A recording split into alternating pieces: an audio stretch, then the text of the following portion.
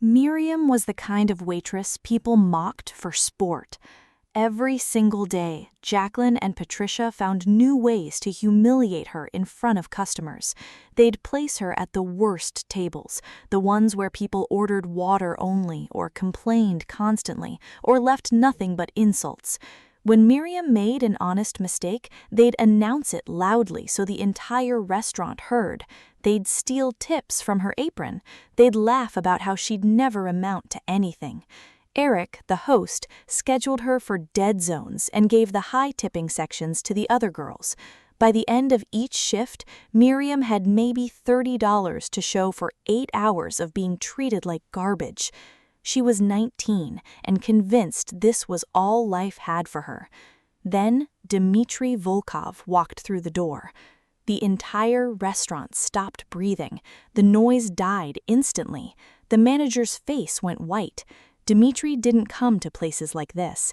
He owned half the city, the half that operated in darkness, where problems disappeared permanently and money moved in suitcases. People whispered his name like it might summon something dangerous. When he entered, the air changed. Employees froze mid-sentence. One of the cooks actually dropped a plate. Dimitri sat at the corner booth with 3 men who looked like they'd been trained to hurt people for a living. The manager rushed over, trembling slightly, asking if there was anything Dimitri needed. One of the servers, a girl who usually had confidence, suddenly looked terrified. Eric, the host, disappeared into the back office. The manager made a calculation in that moment. He couldn't assign Jacqueline or Patricia to Dimitri's table. If something went wrong, if Dimitri was displeased, he needed someone expendable, someone whose failure wouldn't matter. So he sent Miriam. This was cruelty disguised as opportunity. Miriam approached with shaking hands. She could feel everyone in the restaurant watching her. One of Dimitri's men, a guy named Desmond with a scar running down his neck and eyes like he'd seen things that broke him, studied her carefully, assessing her. Dimitri barely looked at her when she arrived. He ordered without making eye contact. His voice was quiet, but it carried the weight of absolute authority. She wrote everything down perfectly, repeated it back perfectly, and left as quickly as she could. When his group finally left, the restaurant erupted into nervous conversation again, like people had been holding their breath. But Dimitri came back the next night, and the night after that, and every night for 2 weeks straight. He came specifically to be served by the poor waitress everyone mocked. He never spoke to her beyond ordering, but he watched her, constantly, the way a predator watches something it's considering hunting.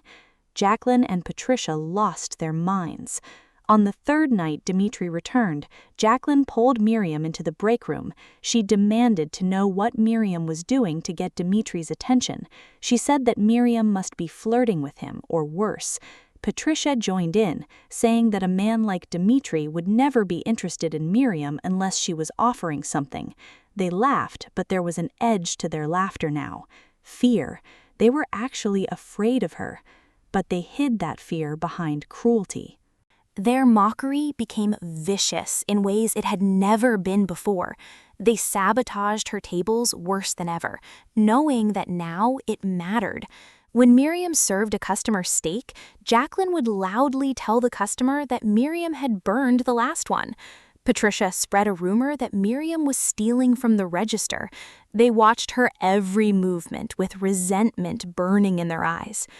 Miriam tried to ignore them, but doubt crept in. Why would a man like Dimitri want her? She was nobody. They had to be right about something. On the 15th night Dimitri came, after he'd finished eating and left with his men, Desmond approached Miriam. He handed her a business card with a single number on it. He didn't smile. He just said that his boss wanted her to have it, that she should use it. Then he disappeared like smoke. Miriam stared at that card for 4 hours before calling. When Dimitri answered, his voice was different than she'd expected, softer. He wanted to take her to dinner somewhere else, somewhere that wasn't a place where she was treated like garbage. She almost said no, but something in his voice made her say yes. The dinner wasn't fancy. It was a private room in a place that had armed men at the doors. But for the first time in her life, someone actually looked at Miriam and saw her. Dimitri asked about her life, her family, her dreams. He asked why someone like her was working at a place like Gino's. He listened without interrupting, without judgment. She told him everything, how her parents had abandoned her when she was 14, how she'd been in foster care, how she'd aged out of the system at 18 with nothing, how everyone at Gino's made sure she knew that this was all she deserved. Dimitri listened. Then he told her that he'd built his empire by identifying people the world had written off, people that others overlooked. He said he'd recognize something in her the moment she'd walked to his table without flinching, without trying to be someone she wasn't. But here's what he didn't tell her. His world was imploding. A dealer named Teddy was trying to take over Dimitri's territory. There was a politician named Valentine who was supposed to be Dimitri's ally, but was secretly moving pieces on a board that Dimitri hadn't fully mapped. And Desmond's own family was starting to distance themselves from Dimitri because they wanted to work with Teddy instead. The underworld was fracturing, and Dimitri was losing leverage. He was vulnerable. And that's when Kimberly arrived. Kimberly showed up at a party where Dimitri was present 2 days after his first private dinner with Miriam. She was a model with connections to one of the families that controlled the city. She was stunning in the way that women with unlimited money and unlimited confidence are stunning, and she knew Dimitri. They had history. They moved in the same circles. She belonged in his world in every way. She also knew about Miriam. Dimitri took Miriam out of the restaurant a week later. He gave her an apartment. He gave her money. But he also kept seeing Kimberly. Business, he said, just business. But Miriam could feel something shifting. Kimberly started appearing everywhere, at the same restaurants, at private events, always laughing near Dimitri, always touching his arm like she was reminding him of something. One night, Kimberly made sure to sit next to Dimitri at a dinner where Miriam was supposed to join them. When Miriam arrived, she found Kimberly already there, leaning close to Dimitri, talking about a party they'd attended together years ago. Miriam felt something break inside her. After that dinner, Kimberly started making visits to Miriam. She'd show up at the apartment Dimitri had given her, always with the same message. Dimitri was making arrangements with her family. They were discussing business. Kimberly said it gently, like she was doing Miriam a favor by explaining how things actually worked. She'd tell Miriam about the connections she shared with Dimitri, about people they both knew, about the kind of life Miriam could never actually fit into. She'd say things like, "You're nice, Miriam, but Dimitri needs someone who understands his world. I can protect him in ways you never could." Or, "He's being kind to you, but eventually he'll realize that a waitress can never truly belong in his life." Or, worst of all, "He's not really choosing you, he's just being merciful." Miriam started believing her. She'd watch Dimitri interact with Kimberly and see the ease between them, the shared language, the history. She'd watch him talk about business with Kimberly in a way he never did with Miriam, and the doubt became suffocating. Maybe she was foolish. Maybe she was delusional. Maybe she was just a phase. She stopped eating properly. She stopped sleeping. She'd lie awake wondering if Dimitri was with Kimberly instead of her. Meanwhile, back at Gino's restaurant, Jacqueline and Patricia had discovered something that made them lose their minds completely. They found out that Miriam had been taken out of the restaurant, that Dimitri had given her an apartment, that she wasn't coming back to work there. Jacqueline told anyone who would listen that Miriam was a prostitute now. Patricia said she'd sold herself to the Mafia boss. But underneath their mockery was pure jealousy. The girl they'd humiliated every single day, the girl they'd been sure was worthless, had somehow captured the attention of the most powerful man in the city. Eric, the host, started making calls to people he knew in the underworld, trying to get information about Miriam and Dimitri. He wanted to understand how this had happened, how a nobody waitress had become important. The information he gathered terrified him. Dimitri had already made it clear to several people that anyone who'd mistreated Miriam would face consequences. Not violent consequences necessarily, but consequences. People had lost jobs, businesses had mysteriously lost contracts, banks had suddenly denied loans. The message was clear: Miriam was protected. This made Jacqueline and Patricia panic even more. They started spreading worse rumors. They told customers that Miriam was being held against her will. They told people that Dimitri had kidnapped her. They were trying to destroy what Miriam had built, trying to tarnish her reputation, trying to make Dimitri see her as a liability. But they didn't understand something crucial.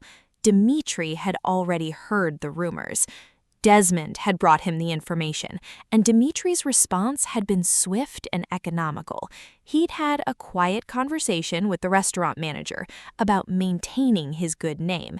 The manager had immediately given Jacqueline and Patricia a choice: stop spreading lies about Miriam or lose your jobs. Jacqueline and Patricia kept their jobs, but they never spoke Miriam's name again. The silence was worse than the mockery. Then, Kimberly made her move. Kimberly showed up at Miriam's apartment one afternoon with Muse. She told Miriam that she and Dimitri had reached an agreement. His family and her family were officially aligning their interests. Kimberly was moving into the apartment next to Dimitri's. They were planning a future together. Kimberly was kind about it.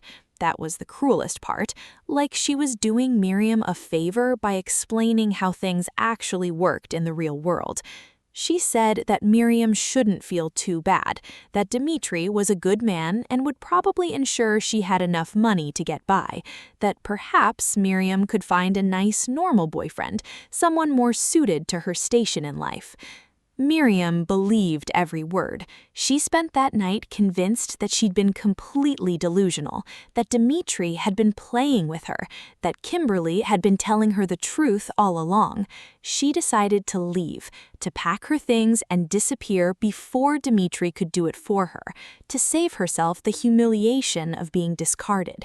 She was hours away from leaving when Desmond showed up at her door. Desmond told her something that changed everything. Dimitri had turned down Kimberly's family's offer. He'd refused to align with them. He'd refused to marry Kimberly. And Kimberly, humiliated and angry, had decided to hurt him by destroying Miriam. But there was worse news. Desmond revealed that Dimitri's business partner, a woman named Francesca who handled his finances, was actually working with Teddy. She'd been gathering information on everything: Dimitri's operations, his holdings, his vulnerabilities. And everyone in the underworld knew that the one thing that could hurt Dimitri was taking Miriam. Teddy was planning an operation for the next night.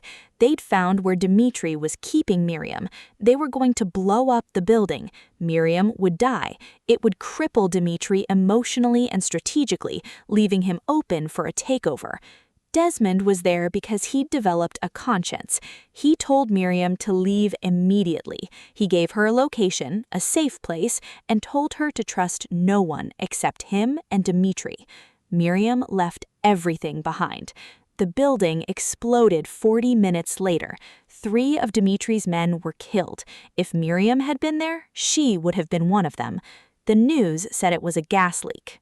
When Dimitri found out that Miriam had survived, the relief lasted about 5 seconds before the guilt consumed him completely. He'd done this. He'd brought her into his world. He'd let her become a target. And his hesitation, his uncertainty between Kimberly and Miriam, had given Kimberly the opening she needed to work with Teddy. He made a decision that he thought was mercy. He ended things with Miriam, not gently, brutally. He told her that loving her was a liability he couldn't afford, that she deserved a normal life away from him and everything he was. He gave her a large sum of money and told her to disappear. Then he cut contact completely. Miriam fell apart in a way that scared her. She considered ending it all. The thought of surviving just to exist in a world where Dimitri didn't want her anymore seemed pointless. She'd spent her whole life being mocked and invisible. For a moment, it had felt like someone saw her, and now she was invisible again, except this time she knew what she was missing. She sat in a cheap hotel room for 3 days. On the 4th day, a news story broke. Francesca had been arrested on federal charges. The story didn't name Dimitri, but Miriam understood. He'd turned her over to law enforcement. She'd betrayed him, and he'd destroyed her without lifting a finger. That's when Miriam understood something crucial. Dimitri had made a choice about her. He'd pushed her away to protect her. And now he was systematically dismantling everyone who'd tried to hurt her. She decided to build something instead of giving up. She'd always dreamed of owning a restaurant, not because she loved the job, but because she hated the system that made waitresses invisible and powerless. She had enough money now, more than enough. She opened a small restaurant in a neighborhood no one important lived in. She deliberately hired people that the rest of the world had written off, people aging out of foster care, undocumented immigrants, people with criminal records trying to rebuild their lives, people exactly like her. The restaurant became a quiet, steady success, and word spread through the city. The poor waitress from Gino's had opened her own place. She was actually doing something. She was actually succeeding. Jacqueline and Patricia heard about it. They went to the restaurant one night just to see for themselves. They watched Miriam moving through the dining room with confidence, greeting customers by name, creating something beautiful out of nothing. They watched her laugh with her staff. They watched her be the owner instead of the servant. For the first time, they understood that they'd been wrong about her all along.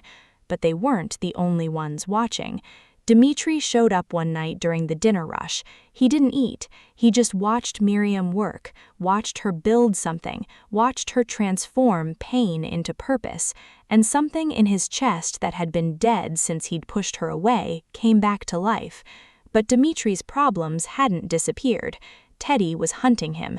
Valentine had openly switched sides. Kimberly's family was making demands. The empire Dimitri had built was cracking because he'd made the one decision every advisor had told him not to make. He'd chosen to step back for Miriam. The war came to a head. Dimitri met with all of them: Teddy, Valentine, Kimberly's father, and Kimberly herself. He made them an offer. He would walk away from a significant portion of his operations. In exchange, they'd leave Miriam alone, and the violence would stop. They laughed at him. A mafia boss walking away was weakness.